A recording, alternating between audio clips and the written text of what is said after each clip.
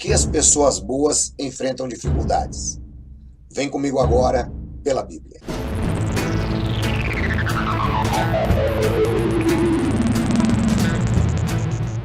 Olá, meus queridos! Estamos de volta para mais um programa pela Bíblia, Perguntas e Respostas, o programa mais querido do mundo. É isso aí, que a paz, o amor de nosso Senhor Jesus esteja com todos. Eu sou Mauro Maier, juntinho com você e, claro, ele, o nosso professor Edson. Olá, professor! Olá, Mauro, que bom estarmos juntos mais uma vez. Bom, e eu já estou ansioso para saber qual é a pergunta. Certo, professor, então vamos direto ao assunto. Olha, a pergunta de hoje foi feita pelo irmão Antônio Carlos, da cidade de Sorocaba. Ele pergunta: por que as pessoas boas sofrem? Interessante a pergunta, né, professor? Por que as pessoas boas sofrem? Vai daí, professor, com o Espírito Santo, meu querido.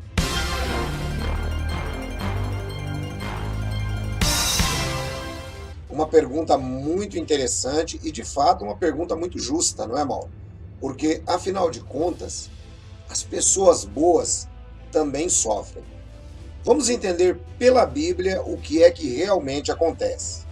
Eu gostaria de começar trazendo aqui para você a história de um rei de Israel e que foi um rei muito bom. Além de ser um bom rei para o povo, ele também adorava a Deus. A Bíblia nos diz, no livro de 2 de Reis, no capítulo 23, que o nome desse rei era Josias. De acordo com o texto bíblico, Josias, ele convoca as autoridades, e aí no versículo 2 ele nos diz: depois o rei subiu ao templo do Senhor, acompanhado por todos os homens de Judá, todo o povo de Jerusalém, os sacerdotes e os profetas, todo o povo, dos mais simples aos mais importantes. Para todos, o rei leu em voz alta as palavras do livro da aliança que havia sido encontrado no templo do Senhor. Note, Josias, um homem bom, tinha disponibilidade de ajudar as pessoas, ele tinha e buscava a espiritualidade, porque ele sabia que isto dependia o seu reinado, e ele fez tudo o que Deus gostava durante toda a sua vida. O capítulo 23 indica exatamente esse trajeto na história de Josias. Bom, Josias teve um reinado pacífico, Josias teve um reinado excelente do ponto de vista de Deus. Mas, olhe só o que aconteceu com Josias. Lá no capítulo 23, no versículo 29, está escrito assim: durante o seu reinado, Neco, rei do Egito, avançou até o rio Eufrates, ao encontro do rei da Assíria. O rei Josias marchou para combatê-lo, mas Faraó Neco o enfrentou e o matou em Megido. O que é que nós tiramos de conclusão aqui na história do rei Josias? Bem, Josias, embora uma pessoa muito boa, Josias ele estava no local errado, na hora errada. Isso mesmo. Às vezes as pessoas boas, elas acabam por se encontrar no lugar errado e na hora errada. Josias ele não tinha que interferir, ele não tinha que passar à frente do faraó Neco, principalmente no ataque ao rei da Assíria. Essa batalha está registrada inclusive na história, é conhecida como a Batalha de Carquemes. Então, o primeiro ponto que nós conseguimos notar é que pessoas boas, às vezes elas sofrem porque elas tomam atitudes que não são atitudes sábias. Não é o fato dela ser uma boa pessoa que vai talvez impedir dela colher os resultados ou as consequências daquela atitude. Por exemplo, no livro do Eclesiastes está escrito assim, capítulo 9, versículo 2: todos partilham um destino comum, o justo e o ímpio, o bom e o mau, o puro e o impuro, o que oferece sacrifícios e o que não oferece. O que acontece com o homem bom, acontece com o pecador. O que acontece com quem faz juramentos, acontece com quem teme fazê-los. Este é o mal que há em tudo o que acontece debaixo do sol. O destino de todos os homens é o mesmo. O coração dos homens, além do mais, está cheio de maldade e de loucura durante toda a vida. E por fim, eles se juntarão aos mortos. De modo que o texto de Eclesiastes, ele torna claro que uma vez dentro do reino humano, uma vez debaixo da atividade que ele chama debaixo do sol, todos nós estamos sujeitos às mesmas situações, tanto o bom como o ruim, tanto o justo como o injusto, ou seja, não existe uma separação que as pessoas boas, elas terão uma vida muito melhor, ou as pessoas iníquas, pessoas ruins, terão uma vida muito pior. Essa separação, ela não acontece na vida presente. Ela só vai acontecer na vida futura. Por que que ela não acontece na vida presente? Imagine como seria complicado para a nossa cabeça como ser humano Deus criar uma rede de proteção para as pessoas boas e, ao mesmo tempo, não criar essa rede de proteção para pessoas que, em algum momento da vida, estão sendo pessoas injustas. Como é que você veria? Quais são os critérios que Deus trabalharia?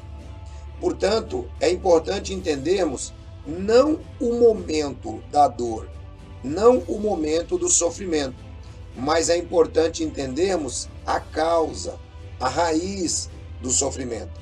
Acompanhe comigo Romanos capítulo 5, versículo 12.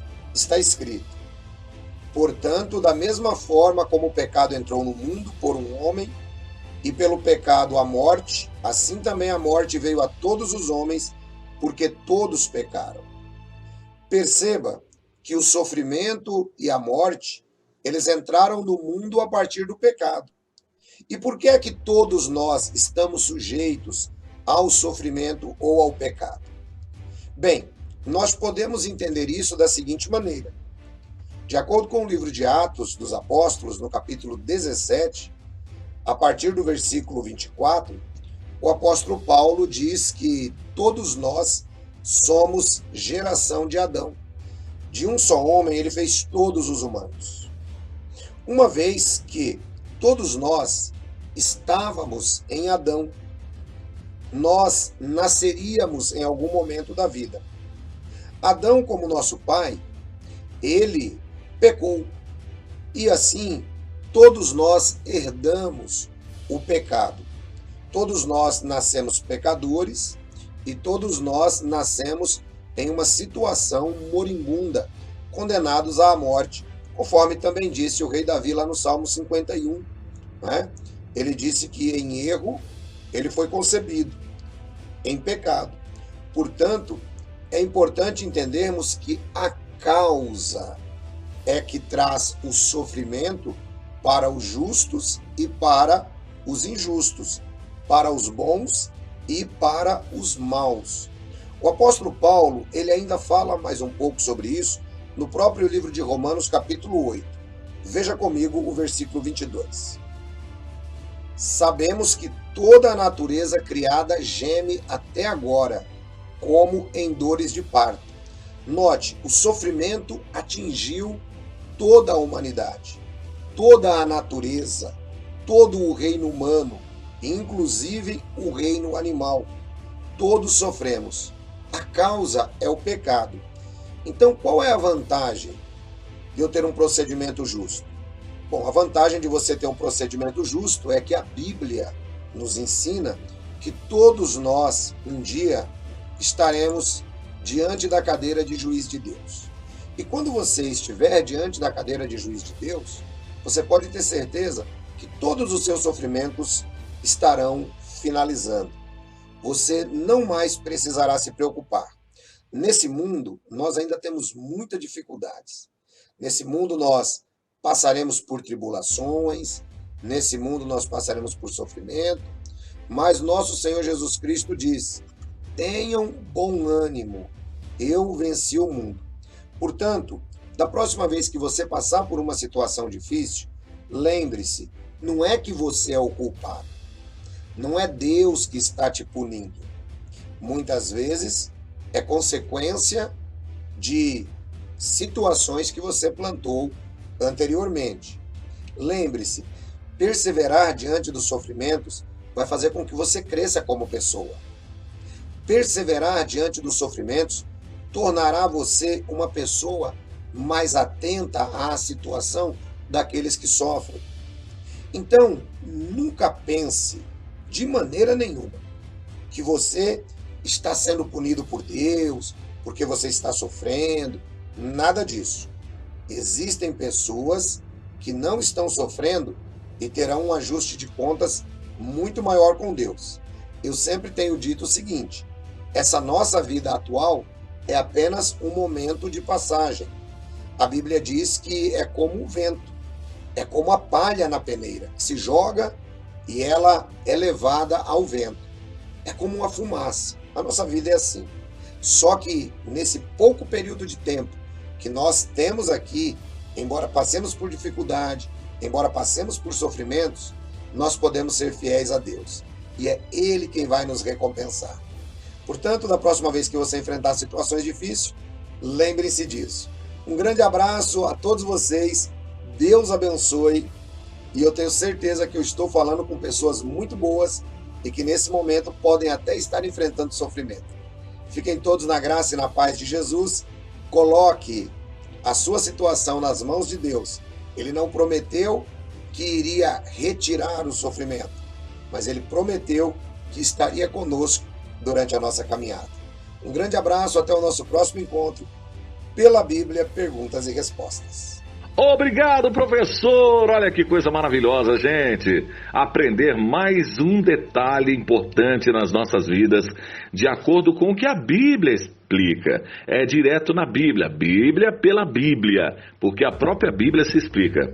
Ô professor, muito obrigado mais uma vez, hein? E você que está nos assistindo agora, já é inscrito no canal, ainda não? Então inscreva-se no canal, vai lá, inscreva-se. Olha lá, inscreveu aqui? Agora dá o seu joinha, não esquece de ativar o sininho para receber as notificações, assim você não vai perder nada. E claro, também faça seus comentários nas redes sociais, nós estamos nas redes sociais, aí você pode comentar, você pode dialogar com as pessoas, colocar o seu ponto de vista, que é o mais importante, né? E claro também, não vai esquecer, faça como fez aqui o Antônio Carlos, nosso irmão de Sorocaba, ele que entrou em contato com nossa direção através do e-mail predsonpelabiblia@gmail.com.